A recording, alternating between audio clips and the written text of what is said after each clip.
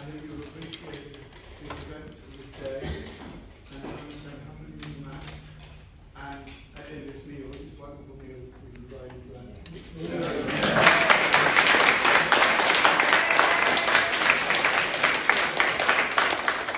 I'd just like to do one thing that's incomplete. When I mentioned our network of friendships and my network of friendships, I may or may not say that most of them have gone on and died. Not all of them. Most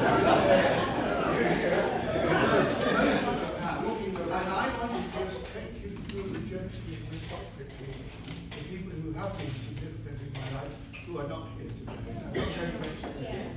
And I start with my mother, Ruth, and my father, Seamus rarely, but he was always known as James because he was in the Air Force, and of course my sister Mary, and my brother Johnny, who died when he was 10 and I was, I think, 15. He died of a hole in the heart, which in those days, perhaps in the 50s, 1958, was a very serious condition. At that time, I was in a primary school. Oh no, I want to say about my mother that she was an enormous influence. When I see, looking back now, she didn't have any objection that she told me of joining this Benedict community at the age of 19, which is very young, really. And I don't regret that. And she simply says, whatever makes you happy. But it was very hard because in those days you went, as a novice, you didn't see your family for a year, they couldn't visit, although they lived in Reading. And I couldn't go and stay with them for 4 years. By pestering the abbot eventually, I got that changed for the sake of the parents, which I thought it was too much for them, especially when they went of our faith. But she was a Protestant, and I've got a strong Protestant streak, which I think lots of you will know. And it fits very well with the Catholic streak, and I think it's quite productive to have them both. But that comes from my mother, who's rather like the Queen, and just a very simple faith. And so I pay tribute to that. My father, of course, was Irish Catholic in the Air Force, and that was a world of its own, which helped. I went into the primary school in Caversham, Reading, and there was an influential, rather bossy Sister Margaret, who taught me for a year and ended up as a lifetime friend. Well, she left the community eventually years later, and I used to go and visit her. She came to see me in Germany. We went to Belgium, this kind of thing, what it was, and then I went to a prep school, and there is someone who was there when I was there. That's right. That was about 1951. And there was a very lovely Benedictine monk, an old one from Worth Abbey called Father Austin Corney. And looking back, I think he had a profound influence on me that totally, I was totally unaware, and it wasn't a direct influence. It was just his bearing and the way he treated us all college. I mean, he let you finish the wine in the sacristy, for instance. I mean, he wasn't just, he was a wise old Benedictine. He didn't have much to run their schools in work. And so he was a lovely man, and I think it was he, I would say, who led me to the Benedictine way, completely unaware at the time, of course, as I was, except we had none of the stuff which taught us plain chant at that age. So at the age of 11, I knew a lot of the plain chant that we sing today, especially the Easter ceremony, but that's another story. And then I came to Derby School, and here was one of my great friends who died at the age of 30, in fact he was married, Brian Hawkins, who was he was an enthusiastic young person, completely over the top in many ways. I can't describe him, I won't go on, but he was full of generosity and open heart, and eventually he started running or took up jobs as wardens of homeless boys in London, things like that, where he got murdered by the assistant warden once, I think. Yes, it was. And that was a great shock. But he died when he was 30. Then going on, I had a good friend at school called Nick France, who is a priest of the diocese here, would have been here today, but he's got COVID in hospital. He's got various complications and things. So he sent me a mail this morning and a text. Then in the community here, two very influential people. One was Father Sylvester Mooney, who was our abbot, 40 years, 1929 to 1969, 5 times elected in a row. It was really too much, but he was a wonderful, wise man. So he was the abbot that I joined for 8 years. After him, another abbot was elected, Gregory Freeman, who had been my housemaster at school and my novice master. And he was a wonderful, wonderful influence in many, many ways. Some people here will be already recognizing this screen because I can see faces that pick up at this, who know that period a bit. The third monk, and that's the end of the monks. No, it's not. The third monk was Father Bernard. Yes, you see, everyone knew Father Bernard. He was just simple and joyful and straightforward. Always thought that he was worse than on the earth. He even taught me so much. We did trips with scouts and all sorts of things. But just Bernard, I would love to have him here today. Yeah. And then another person at that sort of time, who I did bury eventually, was Elizabeth Carson, who was a refugee German, a German refugee in 1933, I think, Jewish, of course, and she sent us here, and I got to know her to learn German before I went to Munich. But of course, we didn't learn a lot of German. We just learned Schiller's songs. She played for me, and then we sang them, and she read poetry and stuff. Wonderful, wonderful woman, but wasn't very much good, because when I got to Germany in 1967, I got off the train, a long overnight journey from Ostend down to Munich, another 12 hours. When I got off the train, I realized I didn't know any language at all. First of all, they speak a different language there anyway, which is Bavarian. And then I didn't know things like, my water tap is running. Have you got a plug? It's those sorts of things that you need, but you never learn. Anyway, she was a great lady. And another young Belgian at this time who comes from Belgium was Eric de Boschgraaf, rather upper drawer, a Belgian monk from Maritzburg, who would have been here today if he could. He's about our age. Richard knows him very well. And unfortunately, he can't be here. And then I'm going to mention in Munich, it's not a monk, it's our housekeeper in the Studienheim, Fräulein Annie Steinzottel, a very gruff peasant German who had slaughtered cows in Hitler time on the black market, and who was our hausfrau, cooked extraordinary Bavarian meals, and spoke only Bavarian, and very brusque if you didn't understand. But after a while, of course, you got to know her, and it was quite different. And she was a lovely, lovely woman. And I said to her once that she should have been in the general chapter of the Bavarian Congregation of Monks, because all the monks came through her kitchen and cast out their woes before her and got her advice, and you could tell that she knew the most about ball. And then another one was a professor of mine at that time, not a great man in his own way, and certainly not in the professional way, the moral theology professor, Richard Egenter. He would be surprised to know that he was being mentioned here. He had a wonderful human outlook on moral theology, which was quite unusual at the time. He kept all the rules, but he spoke in a way which is so human. And I think that touched me more than what he taught, actually.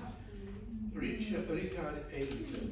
And also a lady from the upper drawer we got to know at the time, Titi Mackenzie, who was very good to us. And then I came back to England, and this is 1972, and I was on a little parish for a while with a gruff old monk we had, who was rather brutal and didn't seem to be feeling at all. And in the old school, used to tell in the parish that if a non-Catholic came to ask to be married, he said, "You don't go around and my you know, scandalous stuff."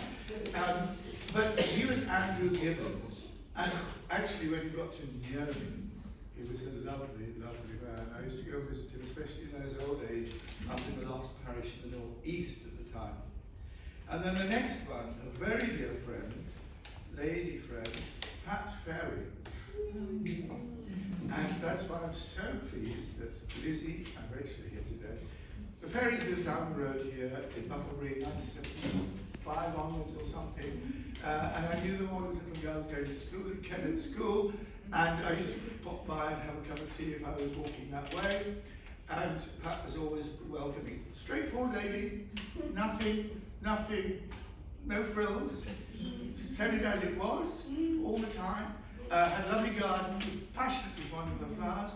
And then eventually ended up in Pershore, near Pershore. Used to visit her. And we had a lovely funeral last year, didn't we? She was a great songist. So I have to mention her.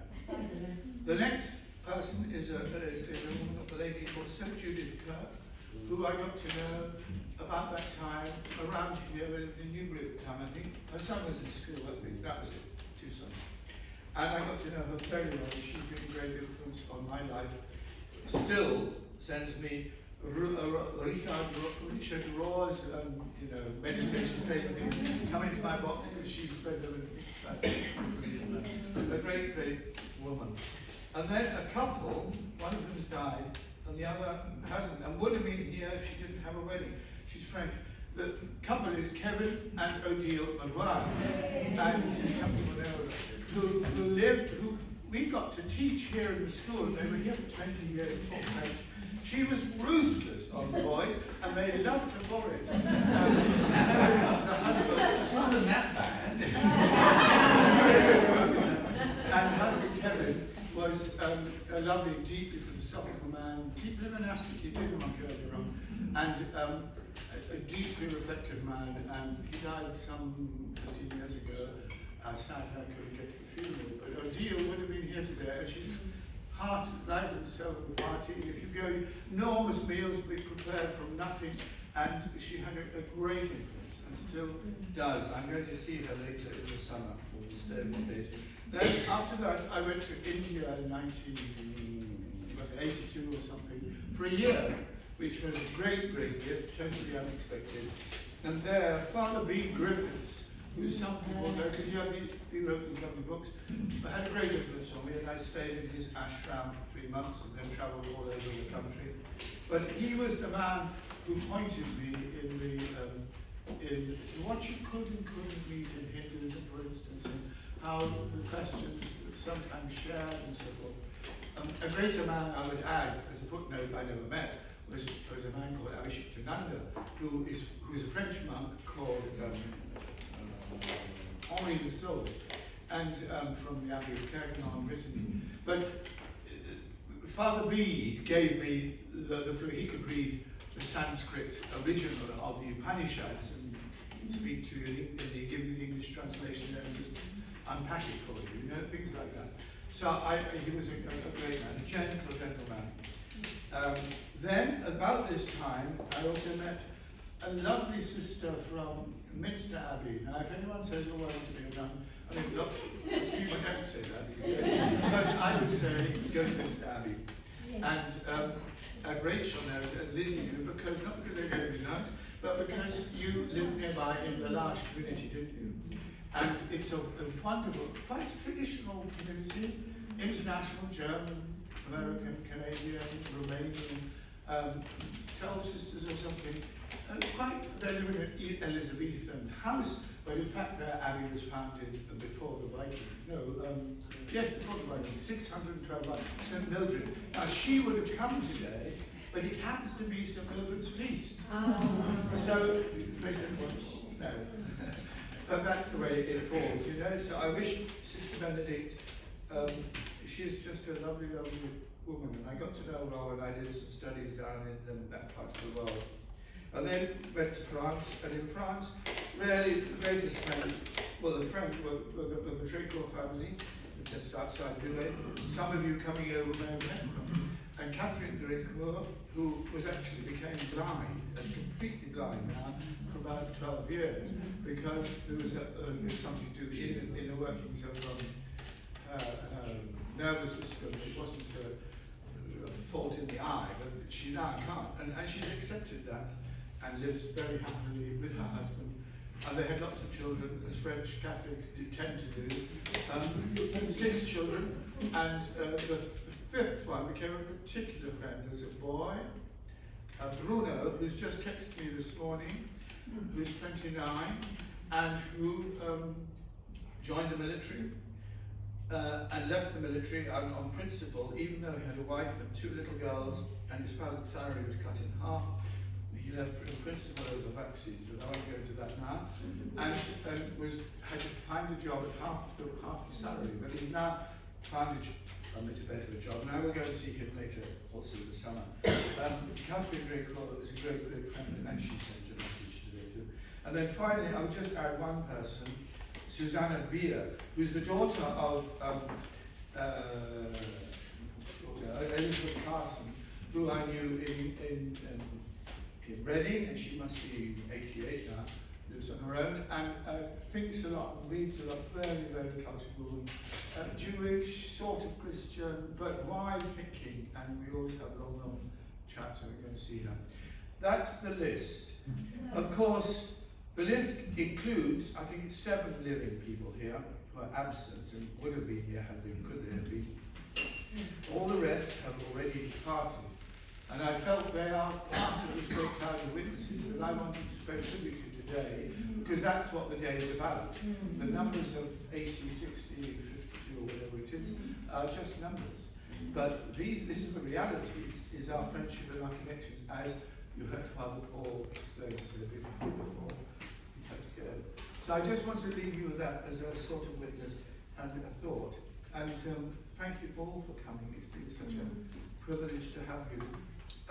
You can stay on this afternoon, we can do things if you want, like tea, and I even got the video of our trip to India, which I can set up, but that's not the object of the day.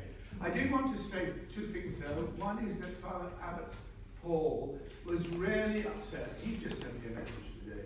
He wanted to be here to greet you. He's our new vibrant abbot, who actually, I was not responsible when he came. Real handful he was. But he's our vibrant abbot who wants us to look out, but was also very careful and caring about the individuals in the community who need lots of support. And I think that's just a wonderful mixture. He's at the general chapter today, so he can't be here, and we would love to be here. And the other thing I was going to say was that thank you for those of you who managed to contribute something to the building of a house in the RTU, that charity in southern India that our parish supported so magnificently 3 years ago, that we visited.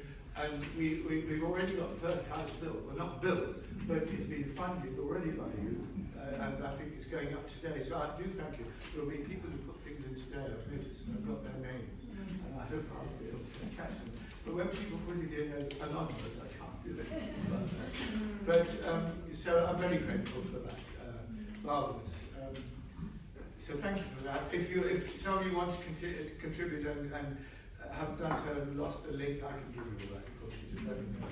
But I'm very grateful for that wonderful charity. We at least one house, and I guess we probably will 2 houses for families who are completely destitute in South India. So that's a great joy, and that was what it is. Now, I just want to say a final word to Sarah, who and Ray,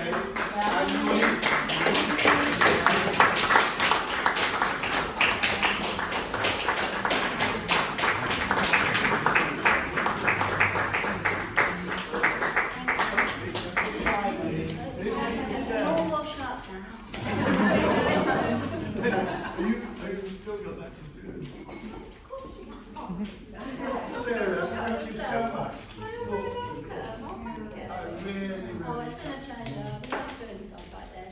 London. I know it's a lot of planning and a lot of work. You're lovely, and it was lovely to do it for you. And Thank you very much. A superb cake we looked at already.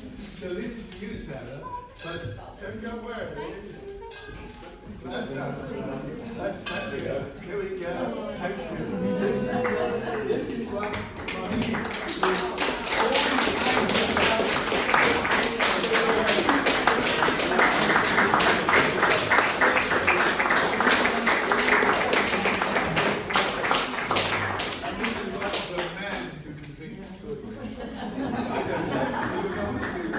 Thank you, Ray. Thank you, Ray.